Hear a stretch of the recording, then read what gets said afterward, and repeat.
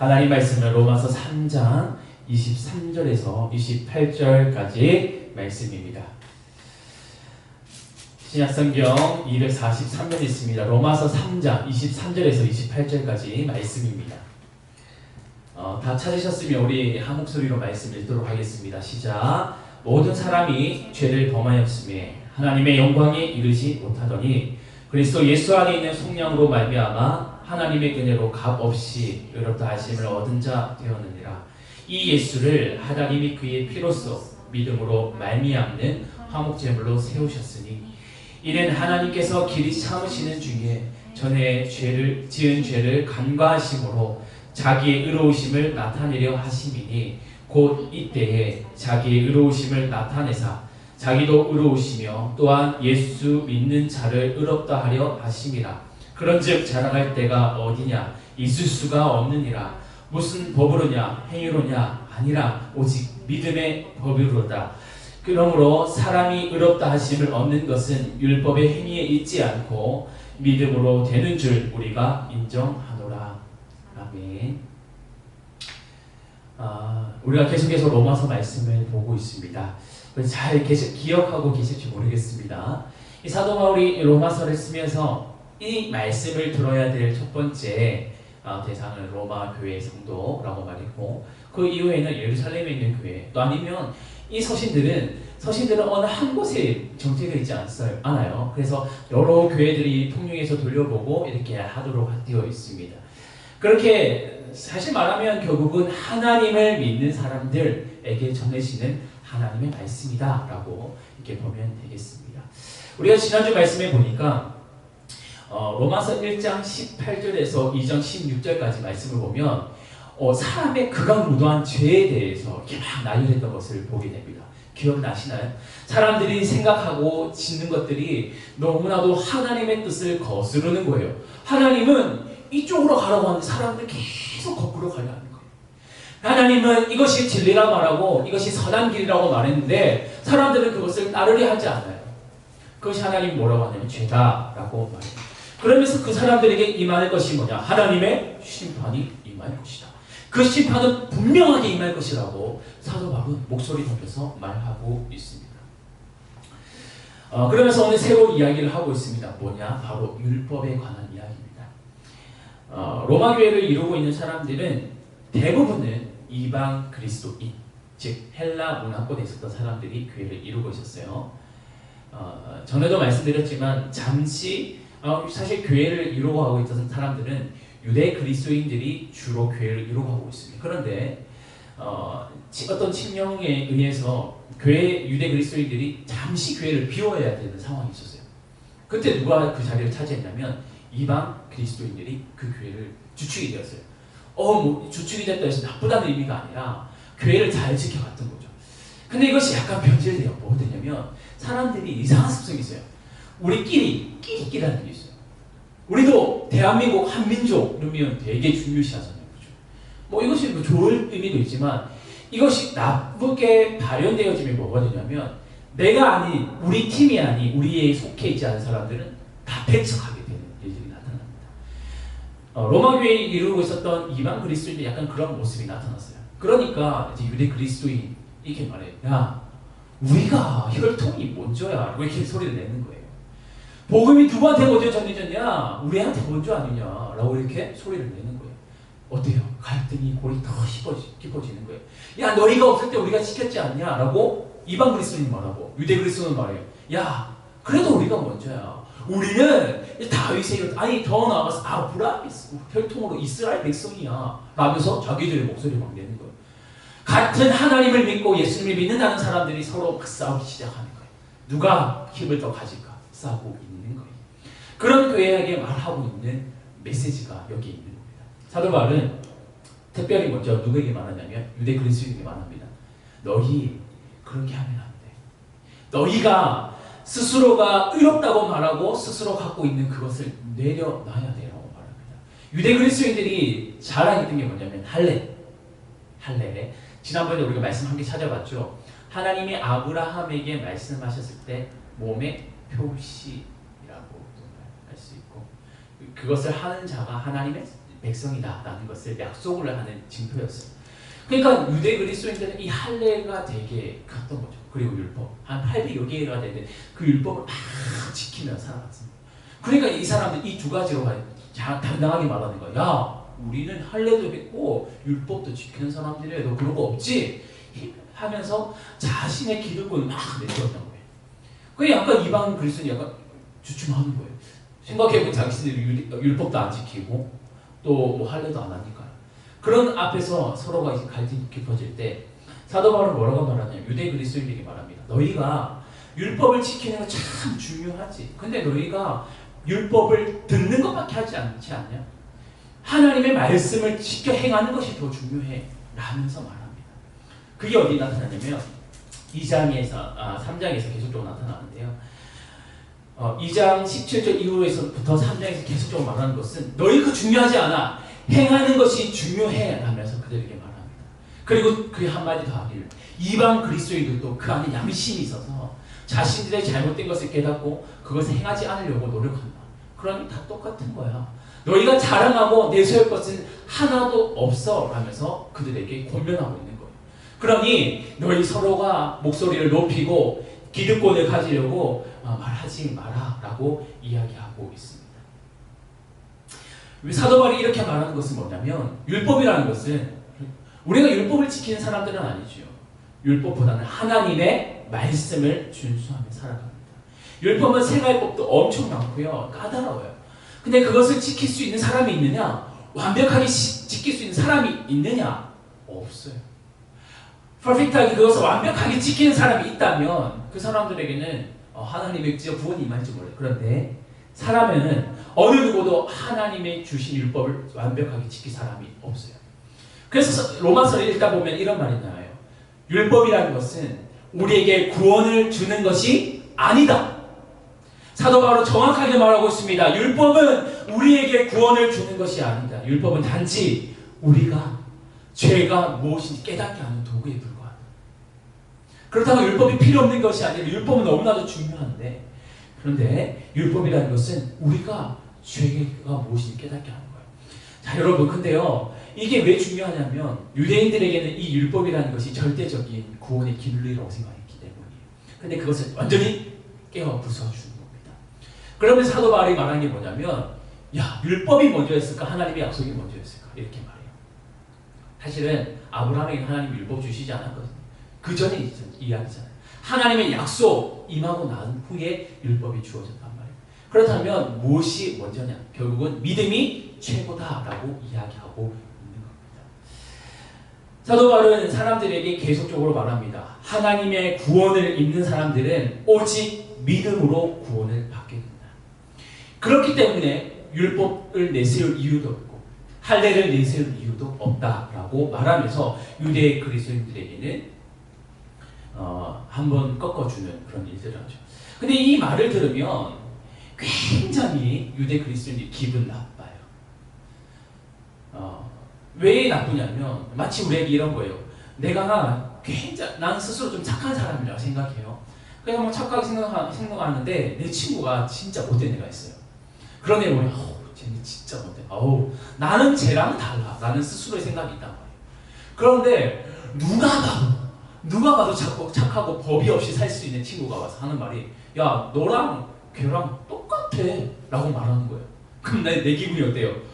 완전히 나쁜 거예요. 내가 진짜 싫어하는 애가 똑같다고 말하니까 나 진짜 기분 나쁜 거예요. 지금 유대 그리스도인이 딱 그런 거예요. 이방 자기 스이든들은 자기가 좀 우월하다고 생각했는데 사도 바울이 하는 말이 너희 똑같아 라고 이야기하니까 싹 기분이 나빠지는 거죠. 그렇게 하나마나 그럼에도 불구하고 그에게는 계속적으로 강력하게 말하는 이유는 우리 모두가 하나님 앞에서 똑같은 존재이기 때문입니다. 3장 9절 말씀, 우리 3장 9절 말씀을 함께 읽어보도록 할게요. 로마서 3장 9절 말씀 함께 읽어볼게요. 시작. 그러면 어떠하냐? 우리는 나으냐? 결코 아니라 유대인이나 헬라인이나 다 죄 아래 있다고 우리가 이미 선언하였느니라. 사도 바울은 정확하게 말하고 있죠. 모든 사람들이 더 뛰어나고 더 훌륭해서가 아니라 모두가 하나님 앞에서 똑같은 사람들이에요. 모든 사람들은 죄 앞에 있는 사람들이에요. 그러니 누구의 죄가 크고 작고가 아니라 죄라는 것은 다 똑같은 모양이 가졌다면 다 똑같은 선상이 있는 거야 라면서 분명하게 말해주고 있는 겁니다. 유대인들이 더 이렇게 기분 나쁠 수 있는 이런 말이겠죠. 그렇다면 이렇게 묻겠죠. 그렇다면 구원이 뭔데? 네가 말하는 구원이 뭔데? 율법을 지키는 것도 아니라 하고 율법을 통해서 구원을 받는 것도 아니라 하고 그러면 도대체 뭔데? 라고 물어볼 수 있지 않을까요? 그에 대답은 오늘 우리가 읽었던 본문 말씀이에요. 오늘 본문 3장 23절부터 말씀이 정확하게 그것을 말해주고 있습니다. 뭐냐? 모든 사람이 죄를 범하였으며 하나님의 영광에 이르지 못하더니 이렇게 얘기하고 있어요. 여기는 생각해봐라. 내가 다시 한번 명확하게 말해줄게. 모든 사람들은 다 죄를 지었기 때문에 하나님의 영광에 이르지 못해. 하나님과 친밀한 관계를 유지하지 못해. 이것이 우리의 현 주소예요.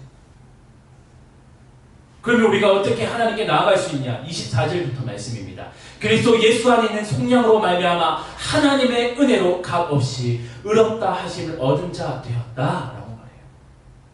우리 모두는 죄인이라서 같은 선상에 있고 우리 모두가 하나님의 영광에 이르지 못하고 하나님의 그 영광을 드러낼 수도 없는 그런 사람들인데 하나님이 우리에게 친히 예수 그리스도를 통하여서 우리의 죄를 다 용서하시고 속량해 주셔서, 속량은 갚아주심이거든요. 그 죄를 다 갚아주심을 통해서 이제는 하나님의 은혜로 말미암아 우리가 의로운 사람들이 되었다라고 말해주는 거예요. 사도 바울이 강조한 게 뭐예요? 율법의 행위로서 하나님의 사람이 되는 것이 아니라 그 어떤 앞에 여러 가지 조항들로서 우리가 하나님의 사람이 되는 것이 아니라 우리가 하나님의 사람이 될 수 있는 유일한 방법은 오직 하나님의 은혜이신 예수 그리스도의 속량, 죄사함이 우리를 하나님의 의로운 사람으로 만들어 주시는 거라고 그들에게 말해주는 거예요. 충격적이죠. 유대 그리스도인들은 예수님을 믿는다고 말하고 예수님이 구원자라고 믿지만 그러나 여전히 마음 한 구석에는 율법을 지켜야 돼, 할례를 받아야 돼, 이 생각을 지우지 못하고 있었던 사람이었어요. 그것은 그들에게 올무가 되었습니다. 덫이 되었어요. 다른 사람을 정죄하는 기준이 되었고요. 그것을 통해서 다른 사람을 비판하고 비난하는 도구가 되었어요. 그런데 사도 바울은 그것을 오늘 완전히 깨워보세요. 그거 필요 없어. 그보다 더 중요한 거 아니, 이것만이 유일한 진리야. 예수 그리스도를 믿는 것이 중요해 라면서 말하고 있습니다. 계속적으로 말해요. 이제 예수님에 대해서, 그 화목 제물 되신 예수님에 대해서 말하는데, 이 예수를 하나님이 그의 피로써 믿음으로 말미암는 화목 제물로 세우셨으니 이는 하나님께서 길이 참으시는 중에 전에 지은 죄를 관가하심으로 자기의 의로우심을 나타내려 하시니라 라고 말해요. 예수님을 통하여서 하나님은 화목 제물로 삼으셨대요. 화목 제물은 하나님과의 사이가 안 좋을 때 드려지는 제사입니다. 예수님이 십자가에 달려 죽으심은 단순히 그냥 자신의 죄 때문에 죽으심이 아니야. 예수님의 죽으심은 화목제물, 하나님과 사람 사이의 관계를 화목하게 하시는 이유로 죽으셨다라고 말씀해주고 있습니다. 예수 그리스도를 보내셨고 그 예수 그리스도를 말미암아 하나님의 모든 성량을 이루시게 하신 거예요. 근데 거기에 전제는 뭐냐면 하나님의 오래 참음이 있는 거예요. 하나님이 계속 참아주시는 거예요. 하나님이 돌아오시기를 그렇게 우리를 참고 기다려주셨다는 거예요. 그리고 되게 신기한 건 하나님의 망각이에요. 망각. 뭐요? 하나님 치매 걸리셨나? 이런 저는 표현은 안 좋지만 하나님 잊어버리셨나라고 하는 표현일 수도 있는데 그것이 아니라 하나님 스스로 그냥 잊기로 작정하신 거예요.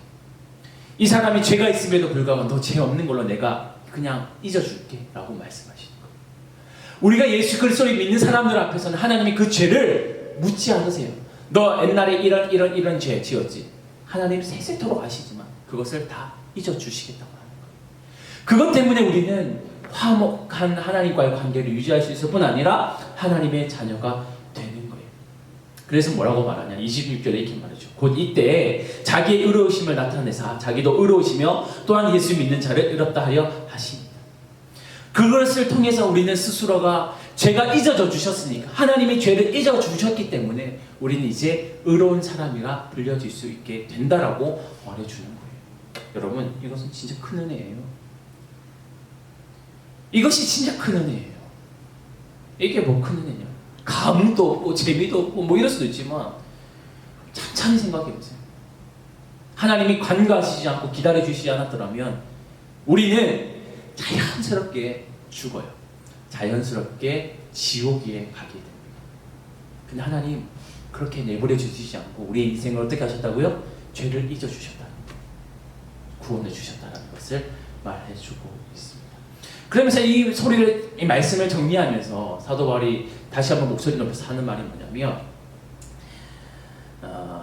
27절 말씀. 그런즉 자랑할 데가 어디 있냐? 있을 수가 없느니라. 무슨 법으로냐? 행위로냐? 아니라 오직 믿음의 법으로니라. 이렇게 말해요. 그러므로 사람이 의롭다 하심을 얻는 것은 율법의 행위에 있지 않고 믿음으로 되는 줄 우리가 인정한다. 결론 지어주죠. 뭐예요?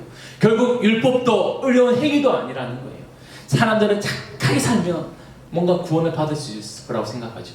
절대 아닙니다. 하나님이 우리를 의롭게 해주실 때 비로소 우리는 의로운 사람이 될 수 있고 하나님의 나라에 임할 수 있는 사람이 된다는 것을 여러분 꼭 기억하셔야 돼요. 그래서 우리는 하나님을 멀리할 수 없는 거예요. 하나님을 붙들 수밖에 없는 거예요. 그래서 우리는 예수 그리스도를 믿을 수밖에 없는 거예요. 그래서 오늘 제목과 같이 그래서 예수 그리스도. 그래서 예수 그리스도. 행위가 아니기 때문에 자랑할 데가 없고 우리의 의로운 행위 율법이 아니고 어떠한 법도 없어요. 오직 믿음의 법, 예수 그리스도를 믿는 믿음이 우리를 영원토록 하나님의 자녀, 하나님의 생명 안에 거할 수 있게 하신다는 것을 우리는 분명히 믿어야 될 줄 믿습니다.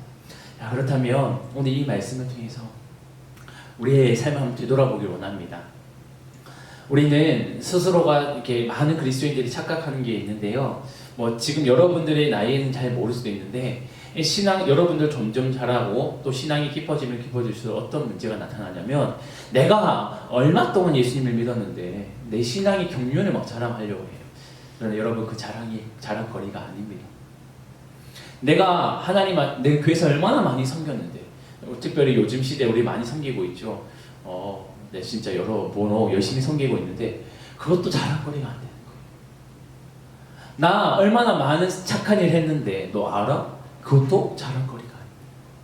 우리가 자랑할 수 있는 것은 뭐냐? 오직 예수 그리스도예요. 나 예수님 때문에 살았어. 나 예수님 때문에 의로운 사람 됐어. 이것이 우리의 유일한 자랑이 되어야 됩니다. 여러분 이 마음을 평생 잊으시면 안 돼요. 하나님 앞에 서는 그날까지 이것을 잊으시면 안 돼요. 내 자랑은 하나님 앞에 했던 수많은 의로운 행동이 아니라 하나님을 향한 그 믿음을 통해서 오는 예수 그리스도 그 분이 우리의 유일한 자랑이 되어야 될 줄 믿습니다. 그리고 우리가 또 기억해야 될 것은 우리는 예수님밖에 없음을 믿어야 됩니다. 코로나 세대를 살아보면 진짜 수많은 사람들이 죽어가는 것을 여러분들 보게 되죠. 그래서 요즘에 어떤 느낌이 드냐면 이 죽음이라는 것이 너무 쉬운 것 같아요. 하루에 몇십 명이 걸렸어. 그리고 뭐 전 세계적으로 기록들이 나타나죠. 오늘은 몇 명이 죽었어, 몇 명이 죽었어. 처음에는 그 숫자가 너무 충격스럽고 두렵고 무섭더라고. 근데 요즘 사람들 어떠냐면 또 죽었구나. 또 누가 죽었네. 이렇게 돼요. 네, 여러분 잊지 말아야 될 것은 우리가 그런 거 앞에서 좀 예민하고 민감할 필요가 있어요. 하나님이 언제 내가 언제 죽을지 모르니까 하나님 앞에 내가 언제 설지 모르기 때문에 항상 깨어있기 위해서 노력해야 돼요. 그래서 여러분이 정말 당부할 것은 하나님을 붙드세요. 예수님 붙드세요. 예수님밖에 없어요. 예수님만이 우리 유일한 구원자 되십니다. 우리가 그 안에 거할 때 하나님의 생명의 영이 우리 안에 거하게 될 줄 믿습니다. 우리 모두가 그것을 간직하기를 원하고요. 그리고 이 어려운 세대 가운데서 하나님 앞에 날마다 기도하세요. 날마다 하나님의 말씀을 읽고 묵상하고 그 말씀을 붙들고 기도하시기 바랍니다. 그래야만이 우리의 영혼이 살 수가 있습니다. 그래서 우리 모두가 하나님이 주시는 그 말씀과 그 마음을 잘 간직하면서 영원한 하나님의 나라에 임할 수 있는 그리고 하나님이 주신 참된 평안을 누리며 살아가는 그리고 유일한 자랑이 되신 예수님을 드러내며 살아가는 우리 한 명 한 명의 참된 그리스도인 되시기를 예수님의 이름으로 축복하고 축원합니다. 기도하겠습니다. 하나님, 오늘 주시는 말씀을 통하여서 그래서 예수님밖에 없음을 우리는 다시 한번 바라봅니다. 우리의 생각이, 우리의 망각이 스스로의 힘으로 이렇게 여기까지 왔다고 생각할 때가 많은데 하나님 우리가 그것을 다 잊어버리고 오직 하나님밖에 없음을 고백하고 예수님밖에 없음을 바라보면서 예수님을 찾을 수 있는 그런 한 사람 되게 하여 주옵소서. 성경은 말하고 있습니다. 하나님을 찾는 자에게 복 주시고 그를 만나 주시다. 우리가 하나님을 찾아갈 때, 찾아 나설 때 하나님 우리를 만나 주시고 다시 한번 우리에게 평안을 허락하여 주옵소서. 그리고 하나님, 우리의 마음이 많이 분주하고 있습니다. 이 분주한 마음을 붙들어 주시고 두려움을 붙들어 주시고 오직 우리가 하나님 앞에서 선한 그 삶을 살아갈 수 있도록, 믿음의 그 삶을 살아갈 수 있도록 도와주옵소서. 코로나로부터 어려움 이것을 다 이겨내게 하시고 또 세상의 많은 위험을부터 우리를 지켜주시고 하나님의 안보하심을 통해서 건강한 삶을 살아낼 수 있도록 인도하여 주옵소서. 늘 우리를 지키고 안보하여 주실 줄 믿사오며 거룩하신 예수님의 이름으로 기도합니다.